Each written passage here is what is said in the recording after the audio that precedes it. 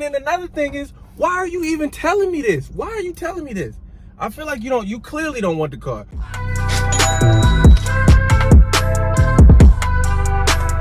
Tell them to bring me my money. You don't want free game? Everybody needs free game. You gotta back it in on them. Feel me?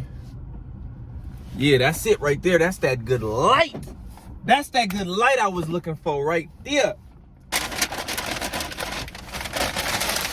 Yeah, first off, man, shout out to Chipotle, man. I definitely wanna get that sponsor one of these days. So I don't want y'all to feel like I'm coming at y'all when I say this. So look, I'm the type of nigga, I get to have chicken, I get to have steak, right? That's just the cloth I was cut from. Like, I don't know what to tell you. I'm just a real nigga like that. Now, the people at Chipotle who made mine, it's like they put all the chicken on one side and all the steak on the other side. I just feel like that just like what I was trying to accomplish, that just kind of like kills the whole thing. It's not good service. You know what I mean? Like, that's lazy if you ask me. I know Chick-fil-A wouldn't do me like that. All right, so look, this video today is gonna be on like a weekly update on my Turo journey, and also like a lesson in some game on like not why you shouldn't take every single guess, right? So the update on the past 2 weeks with Turo been amazing, right? Booking's going crazy. I want to say for April, I think right now we're at like 1,200, 1,300 for the month. Like I had told you, March was at like 1,200. April, we did the same thing. We still got a couple more days. And then in May, I already got a couple more bookings for that or whatever. So again, the car payment for that Turo car is $450 a month. You see, I'm averaging like 12 a month. So if you're thinking about getting into Turo and you just watching what I'm doing, trying to figure out, is it worth it? That's some good ass profits, you ask me. Especially for a car, I rarely even see the car. Like if you look at my calendar, it's always booked. I might have seen that car in the past 2 months. I might have seen that car 3 or 4 days. So that's another thing. If you doing this with a car that you got emotional attachment with, and you actually love that car, you not gonna see it. You gonna be booked. You gonna be making money with it. Don't even just chalk it up. Just chalk it up. Like if you got emotional attachment with that car, don't even post it. So yeah, it's been going good. I ain't really had any issues. You know what I mean? All the guests that I've been dropping it off to has been pretty cool. You know what I mean? The majority of them been at the airport, or they come and get it from the house or whatever. So everything been kosher.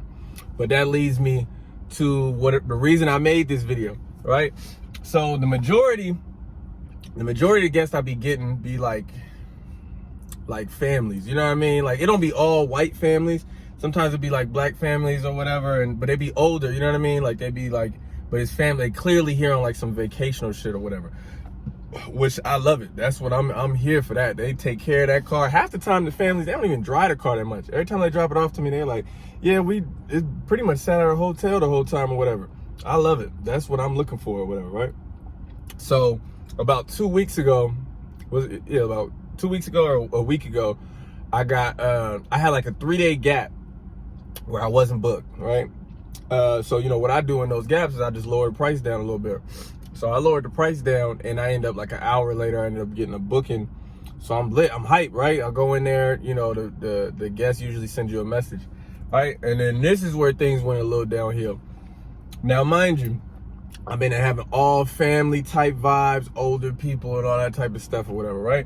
So I go into the message and I see, first of all, I see dude name and I see his picture, right? And first off the rip, I'm already like, I don't know about this. Cause he looked like a nigga I would hang out with, like in day-to-day life. And that's not a good thing. I'm not renting my car to niggas I would hang out with, cause I know what I used to get into. I know what I think is fun and shit like that. So if you look like you about to be at the club with my shit, or at old girl house, or running around the city, all that type of shit, I ain't really fucking with you. Like I ain't fucking with it. So, that was strike one. I know motherfuckers is probably like, oh, that's racist. You shouldn't go off of the way a person looks. And listen, I don't give a fuck. I don't give a fuck. You do whatever you want to do. I'm gonna do whatever I want to. I don't give a fuck. So look, again, that was just strike one. I'm not saying I canceled it because of the nigga picture. That was a strike one that made me feel like, oh, what's going on here? Then I open the message. Now, if you don't know anything about Turo, you gotta like send, you know, a message to the host, like, hey, I'm renting a car to go on vacation. I'm doing this or whatever.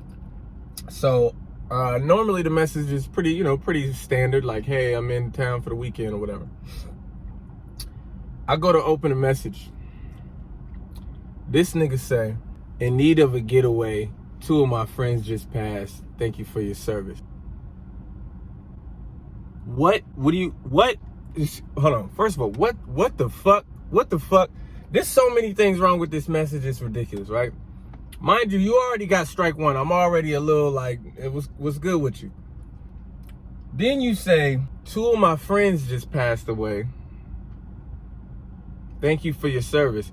So first of all, you saying thank you for your service, like you already about to get this car. Like it's not guaranteed. Like, you know what I'm saying? I'm getting ready to cancel on you. I don't even like that you said thank you for your service. Like, I feel like you assuming at this point that I'm gonna go through with this. And then another thing is, you said 2 of my friends has passed away. Now this is my whole thing.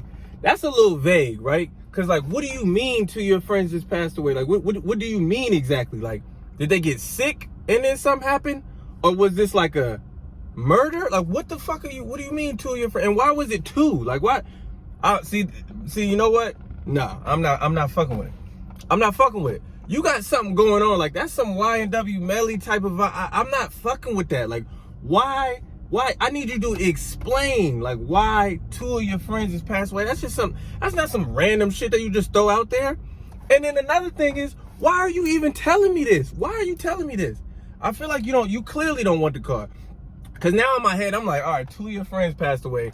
That means either whoever did that is looking for you, and I don't need that in my life or in my vehicle, or you're looking for that person, and I don't need that. Like, listen, there's no way, there's no scenario where this ends good for me. And listen, it is what it is.